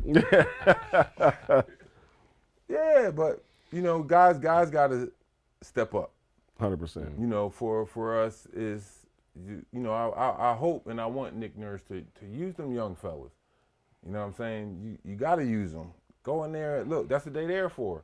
Because at some point you can't play the starting 5 the whole 48. You know what I'm saying? Like, yo, you got to have that confidence. I think that's one of the main things that we're seeing with a lot of these coaches here in the playoffs. Some have confidence in their bench with the young fellas, and some don't. And, you know, I think just the way that it is right now, the way that Nick Nurse is, you know, he coached a lot of veterans in the team. Yeah, he probably has confidence in the young fellas, but not during money time, not during playoff time. We down 2-0. Like, he Can got to you play risk him, it? though. Yeah. But it's the whole energy factor, though. And it's a gamble. Yeah. You know, you got to take that gamble. They got a free KJ Martin. Man. Good young fella, One- man. again, one Get of the young nephew in fellas there, on the man. bench. Get your nephew in there, man. Nephew can hoop, man. He can hoop. He got energy. Put nephew in there, man. Would you try that at home, right? Try to get a young guy going at home. Early. Anywhere. Put them in early, first, you know, at the 6-minute mark, something like that, just see what they got. You know, let them get about 5-6 minute burn to see what, you know, if they got some action, keep it going. If they don't, you know, go back to the drawing board and try to bring somebody else in. Yeah, because the Buddy, Tobias, I think Oubre defensively, he's been on Brunson, he's been fine, but Buddy and Tobias hadn't been No, I mean they struggling. up to par. They Yeah, struggling. And that's who we need. You know what I'm saying? That's who we need to step up and play defense. Is Buddy. But he's not a defender.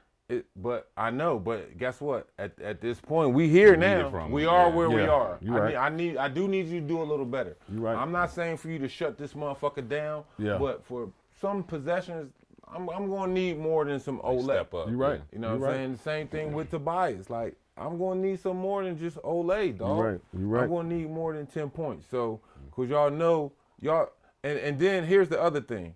It's a respect level, in my opinion.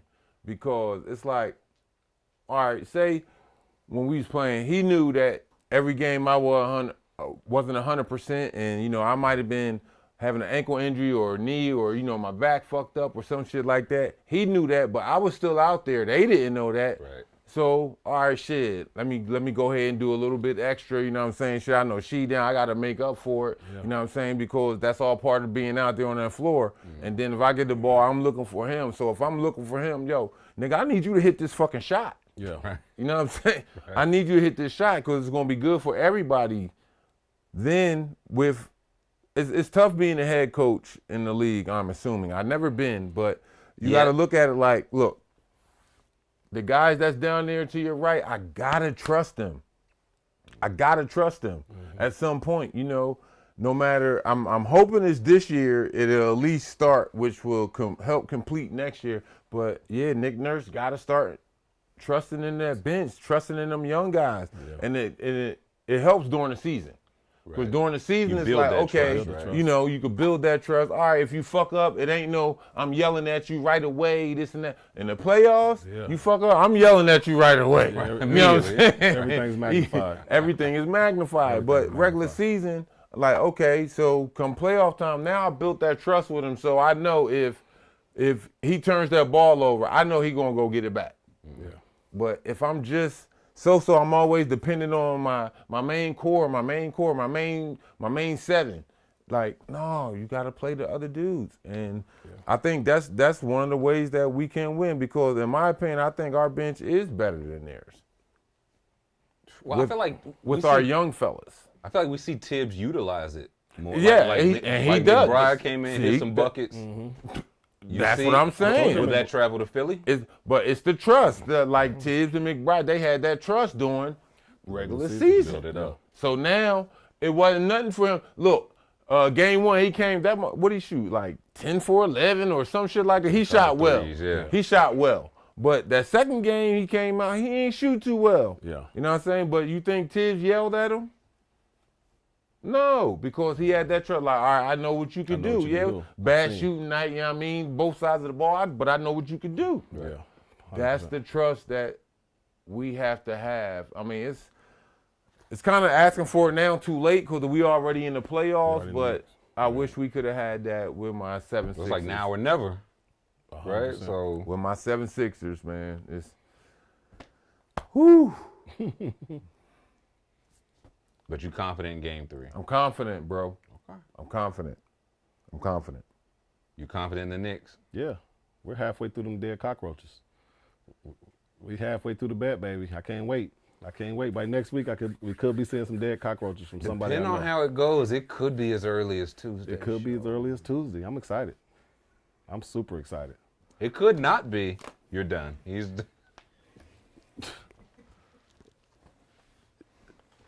We had some viewer questions to close out, but all right, yeah. If not for I'm ready us. to go, man. Cause I'm tired of y'all hating on me, man. If I'm tired not, of y'all stay hating for on the my viewers, 7-6 dog. dudes. Could you stay for Yeah, Stay come for on, the viewers, man. Man. Applications. Look, matter of fact, just I am Sheed on Instagram. Just send me your application. Oh, you're your own HR. Oh, wow. Okay. You know what I'm saying? I think he's filtering. You know what I'm saying? What's going on? Yeah. Wow. Yeah, man. Y'all. We Tupac and Thought them you shits right against in the world. garbage, yeah. We Tupac You and you. against the world, baby. We do have a couple. Send in questions. If you're still in chat, send in a question. We'll get to a couple before we get out of here. We have one. Somebody said, I want to hear about the Sheed's trick shots I used to see on the Pistons pregame and some of the party stories from the time in the Detroit party scene. Ike said we have video for some of these trick shots. No, he the trick shot world champion. Is this so? Oh yeah, Indubitably. he got some trick shots. I put one on my IG, man, last year, where he'd get the balls, he'd spin them both in his hand like this, and he'd shoot a 3 and hit them both At the same time. At the same time. At the same damn time. And I posted on my IG, and I probably got 2 million views. It went viral. It was crazy.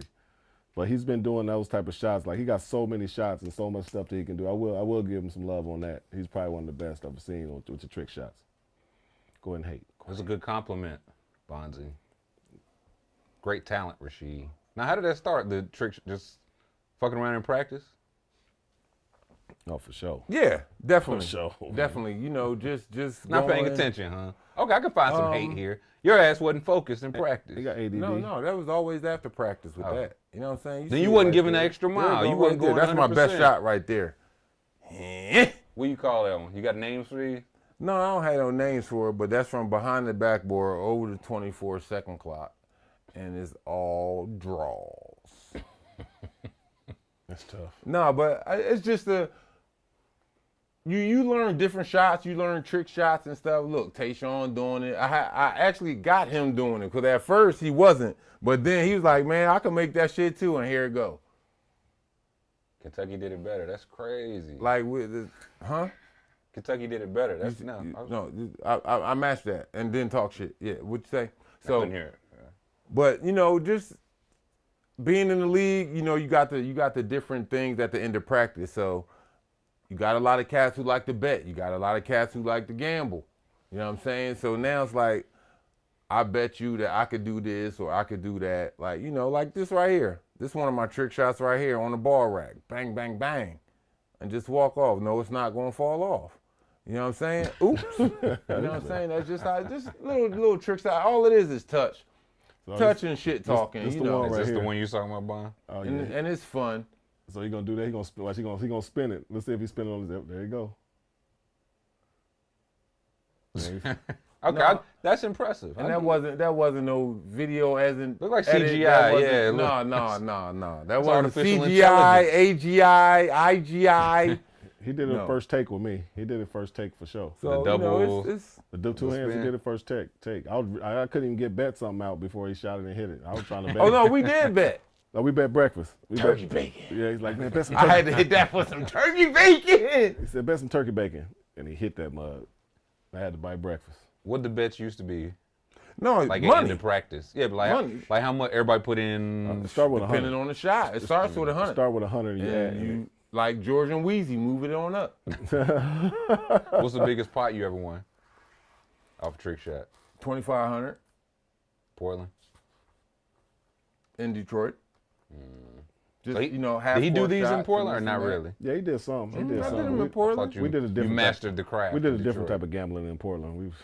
Look, here's Underdog my fantasy. thing before we go. And I'm gonna say this: I don't think it's no cat in the NBA who could beat me in horse Today. today. My Lord. Are you willing to prove this? Like if somebody Hey, accepts the challenge? I don't care. They can step up, whoever it is, whoever they want. Like, I don't think it's no cat that could beat me in horse. You know, when you're dealing with a lot of trick shots. Right. Now, you notice I said NBA and not nobody like the Globetrotters. Or nothing, you know what I'm saying? No, you know. Sweetwater I already- Clifton blowing that shit Yeah, out. Sweetwater, I know my man handles. I know he got some trick shots and all that shit playing for them, but no, just In the regular league. NBA dudes, trick shots. So yeah. you putting the challenge out. Hey, it could be a challenge, whatever, you know, but I just know I'm confident in myself. I can almost agree with that. Almost. Almost. He said almost. I mean, I You need to be looking at him. He said almost. I kind of agree with it. Hey, Okay. Don't get pressured into agreeing. No. hey, Tim! Tim, where you at?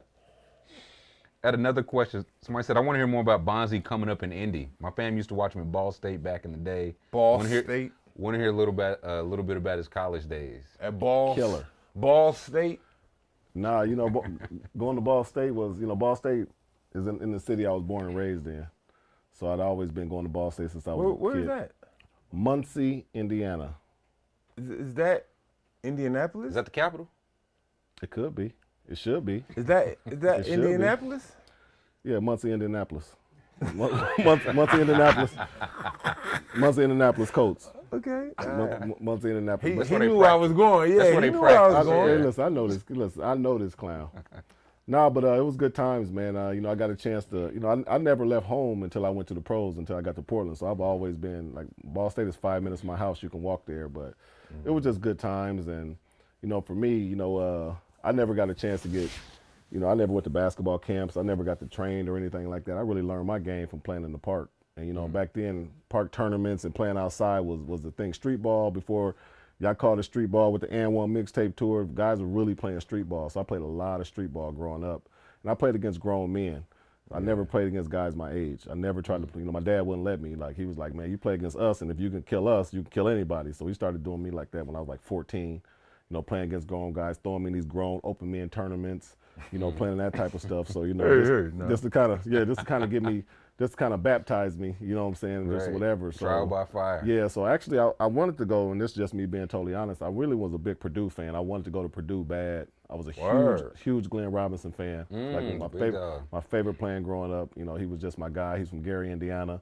Just one of my favorite players. So I wanted to go there and kind of play with him, but he ended up leaving and going to the pros. And they was like, well, you come here and, you can be the next Glenn. I was like, whoa. Interesting. Hold up. I like the sound of that. Don't put that pressure on me. And I just remember my dad was like, Purdue like 2 hours from the crib. Pops was like, man, I don't know if my car can make it up there, man. Back then, if you had NIL, man, he would have had a Lambo. Yeah. Pops was like, man, that car won't make it. He's like, man, I can make it to Ball State. I want to see you play, but I probably can't make it to Purdue. He's like, man, you might as well just sign and stay here. And might as well. That's how I ended up going to Ball State. And it was a great decision for me and my family.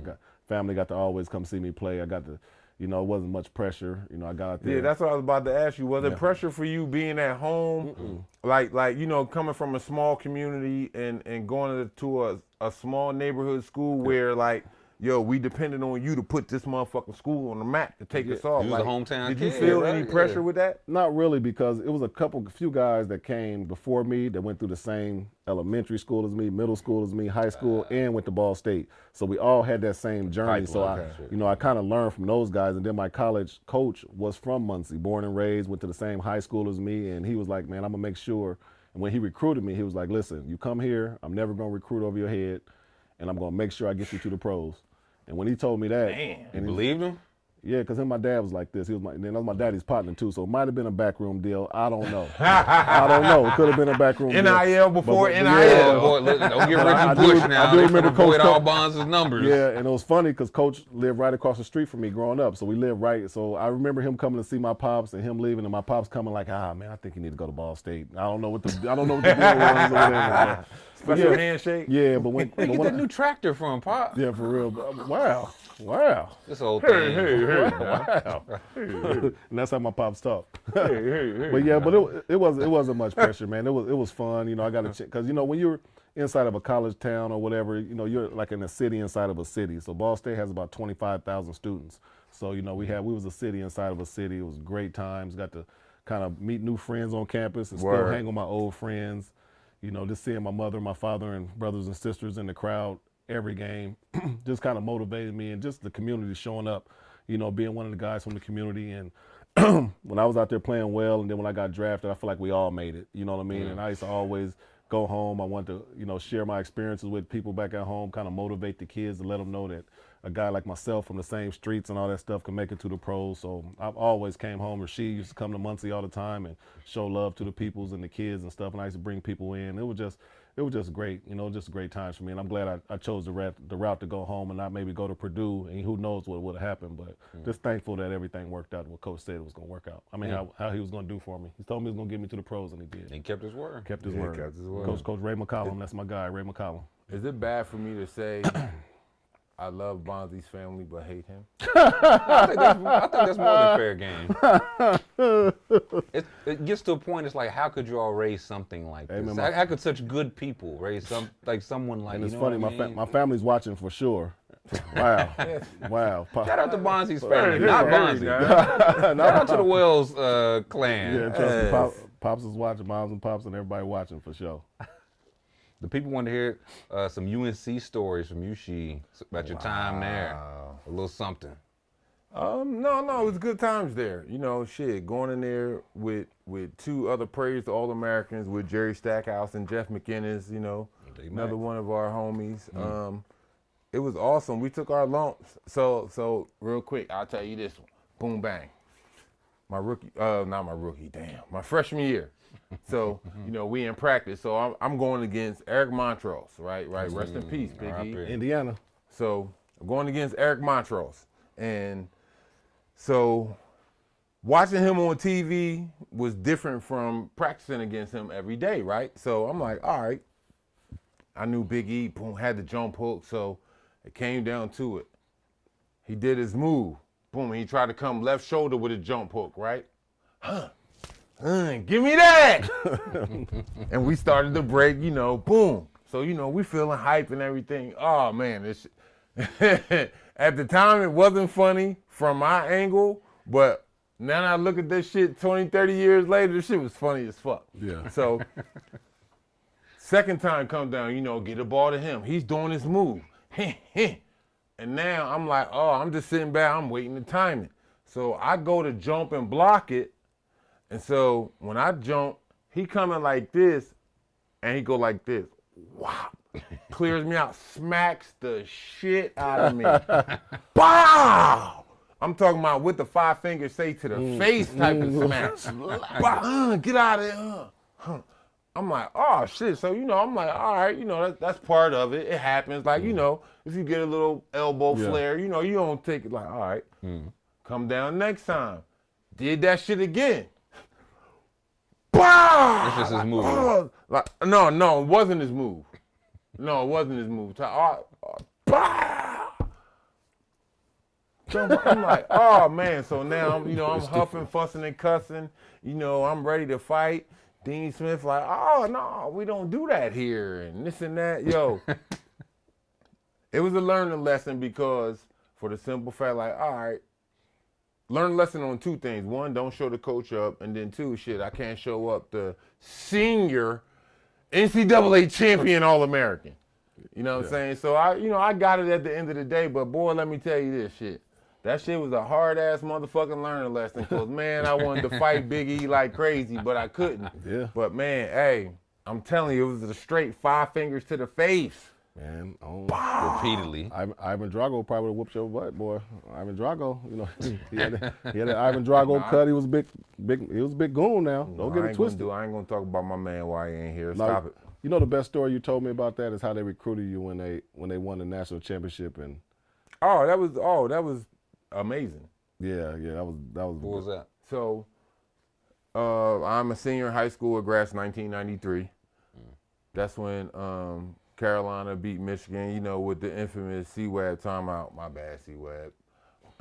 You didn't do it. Wasn't your fault. No, but that's my guy, though. C-Web family. And, you know, he called that timeout. And so, you know, I'm watching the whole game, and I'm like, okay, everything's good, and this and that. Oh, shit, Carolina won. So I'm like, all right, you know.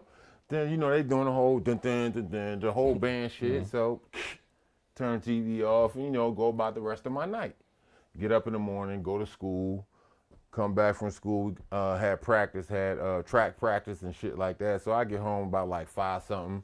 And at this time, me and my mom, we were living in an apartment, right? So, you know, it was like as soon as you walk in, the living room and like the dining room and kitchen was to your left and the bedrooms was straight back, right? So, you know, I come through the door, got my headphones on, you know, NWA type shit or whatever. And out my peripheral, I see somebody sitting in the living room, but I just walk by, I'm just thinking like, you know, my mom got some friends in there. I look back around the corner, I see it's Coach Smith and Coach Ford, Coach Phil Ford, who to me, in my opinion, is the best player to come out of Carolina. Many will say he wasn't, but that's my opinion. And I seen them sitting in my lap. I'm like, oh man, I'm like, Coach. I'm like, what are you doing what's up? here? Like, yeah, what you doing here? Like, you should be somewhere celebrating. Y'all just won last night. He like, nah, yeah, it was fine for a couple minutes, but we got to get back to work. And, you know, that's why we came to see you and blase. I was like, the next night. Damn. The next day. Damn. Not even the next night. The next day, that afternoon. I was like, okay, shit. Like, you know, like, how you beat that? Like, you know, if a school, or I shouldn't even say a school, if a coach, if that's not showing you that he wants you to come, yo, we just beat the national championship. We just beat the Natty. And I'm in your living room the next day. Like, you really want me to come there, huh? Right, y'all wasn't bluffing. You wasn't talking shit in all the letters you sent. Yeah, But man, but it was cool though. It was cool. You know, I loved it. I loved it. Yeah, that was an awesome story when you told me that. People said, Sheed, talk about Latrell Sprewell and the series between Portland and the Lakers when you played. Like two different question. Well, my guy Trell, phenomenon. He was a hell of a two guard. Yeah. He was a hell of a two guard. Athletic, you know, was part of that whole Bama athletic crew.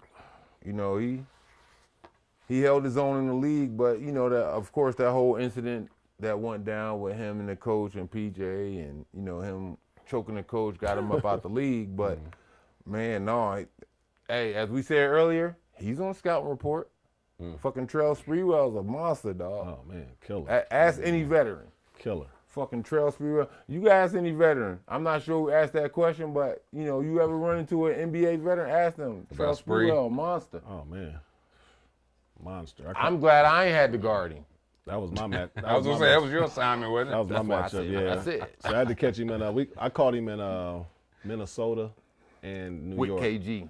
So I can't give too much. Him, Sam, 2 S's, 2 L's, my guy. Joe Smith. I think Joe Smith was on that crew. Joey Crack. But man, yeah, we used to battle, man. And I thought I was a strong two guard until I kind of matched up with Spree. And I'm like, oh, okay, I'm backing him up. And I'm like, man, he ain't moving. Right. What's this? Man, I wasn't used to a two guard that could hold me up because you know I'm 6'6", 240 at the time. You know, I'm playing at 240 at the 235, 240. So I'm over here like, man, I'm punishing these dudes. And Spree, he wasn't grimacing. Wasn't budging. Wasn't budging. Man, you better do something else, young fella. You better do something else, young fella. You better face me up or something, but you ain't backing me down. So yeah, Spree was a monster. A monster. Oh, Spree, my guy. Athletic, compete, had that look in his eye, that he ain't going. You know what I mean? So yeah. Spree was a dog. What was the second question? About Portland and the Lakers when you play. I mean, shit. And that's open. That's like. Well, ain't too much to say about it. They beat our ass every time. Fuck. I mean, it's history. Like, ain't too much to say about it. They beat our ass with that whole series. You know, they had the big two that we couldn't get by, no matter who we had. Yeah. And we said our conspiracy theory, as you know, because we lost. Oh, they ain't want a small market to win all that stuff. It made us feel better. It made us feel good at that time. Yeah. They cheated us. You know, Rushy, what you say? They cheating? Yeah. What he said. I agree. Yeah, what he said. Yeah, they cheating. Ain't nobody else out here but us. Yeah, they don't want us to win. They don't want us to win it. Small market against Los Angeles Hollywood stars. That'll get them on our side. Yeah. They don't like Rasheed. We too black for TV. You know, we saying all that. We saying everything possible to make ourselves feel better. But in reality, one time Kobe got 48 points. Yeah, stuff like that. They cheated us. They cheated us in our mind. But you know, they just beat us realistically. They was just. That's how you feel now. You can acknowledge now. Yeah. I mean, now it was. We acknowledged it then, but it just sounded better if we just said that. Yeah, smile out. They cheated us, bro. Like, you know how the league is, man. They're not league. They ain't want us to win, man. But we had fun with that shit. like shout out to my man Rue Patterson, the Kobe stopper. Kobe stopper. Hey, stop. Look. So we in the locker room chanting that shit. Kobe stop. So Rube all hype and everything. And we start out low. Now here it is. It's a big game for us. Whose idea was this? Who started the Kobe stop? Him and Kim. Bonzi probably. Nobody knows whose it was. 9 times out of 10 was Bonzi. See, me and she was like the Don Kings of the locker room. So we always hype promoters, stuff instigators. Oh, always. If it wasn't him, it was me. Every time. And it was Kobe stopper. And we said that Kobe stopper shit, he was hype. We went out there hype, and Kobe only gave us about 45. That's it. It's a light 45. That's it. Light 45 game winners. All that. Look, the funny thing about it, we was talking that a couple days before, because I think it was something like we had off. So it was the build up to the Sunday afternoon game with the Lakers and shit. So like we probably played like that Wednesday or Thursday night. So we had the Friday and Saturday to talk our shit. And so we was like, we got the Kobe stopper. We gonna go in, we gonna beat the Lakers, this and that. And we started doing our chanting shit on the TV. And so come to find out, Kobe saw that shit. Of course he did. What do you mean Kobe saw it? So he told me about this shit out there in Vegas one year. So he's like, oh yeah, I saw that shit y'all put Rube, Kobe stopper, huh? Bet. All right. Man, he went out there and gave, because it wasn't Rube on his own. Again, it's a team effort, so he gave us all like 45. But if you know Rube is a one-man gang. He want to guard my man, your man, his man. He's guarding everybody. At once. At one time. Same damn And time. mind you, Ruben is a monster. Ruben's 6'7", 230, 240, bench like 350, 360, got no body fat, fast, bouncy. Athletic. Like anybody else in the league, he going to shut down. But Cole, Not Kobe. but see, Cole, and see the thing is like, and I played against Rube in practice too, so I kind of knew how to get over on Rube and play. You know, I could go at Rube too.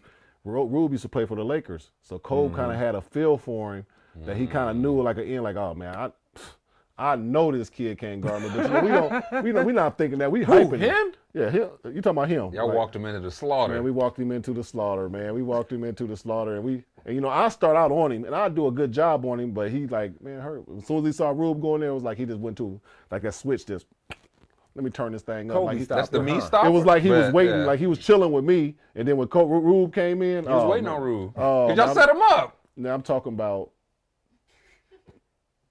It was a combination of both of us, if we being honest. Please. If we being honest, it was a combination. But it was all fucking. We had so much fun back then. But Rube really, you know, you got to know Rube. Rube, oh man, you know, he talk like Mike Tyson a little bit. You know, he got the list a little. He had to be a husky ass motherfucker. You know I'm stopping B-Weed. You know I'm stopping B-Weed. That guy, you know, he talking, you know, like somebody holding his tongue. You know, B-Weed, I got B-Weed. He's like, what'd you say, Rube? Like, you know, Rube funny. One of the funniest men you're gonna be around. But we sure set him up, man. And we be on the bench like set him up. every time he get a bucket, we like, Rube.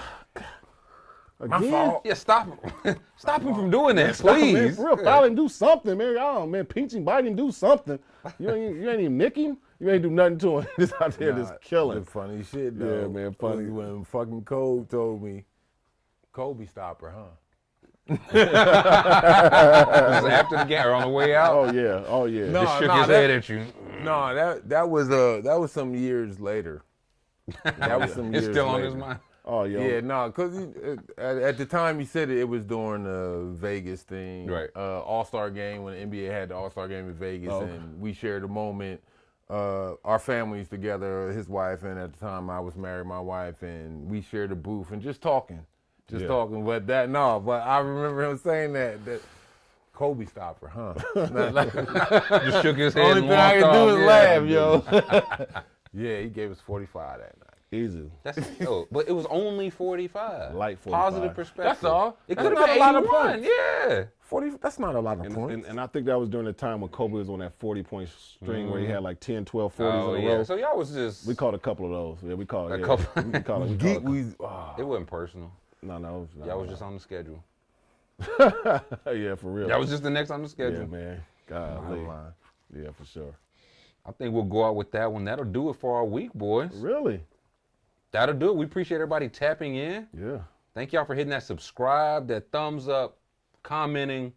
Keep sending in questions. We'll try to get to more and more as we get through this. As I said, send me y'all applications. Applications his way. You Yeah. want applications your way as well? No, I'm No, fine. I like no. my job. I like it here. No. He does not like it for you here. If you want to join in with us and Underdog on the NBA action, sign up and use code Sheed. They will match your first deposit up to $100. Just use promo code Sheed for up to a $100 deposit match. Plus all our viewers and listeners in the Sunshine State. Again, Underdog now live in Florida with champions. Pick higher or lower on your favorite players. Climb the leaderboard and win up to 100x in a single night. Everything about the old game, but better. And as a reminder, you can get audio versions of every episode of Sheed and Tyler on Spotify, Apple, or wherever you get your podcasts. We'll catch y'all next week. Bonzi can't shoot left-handed three.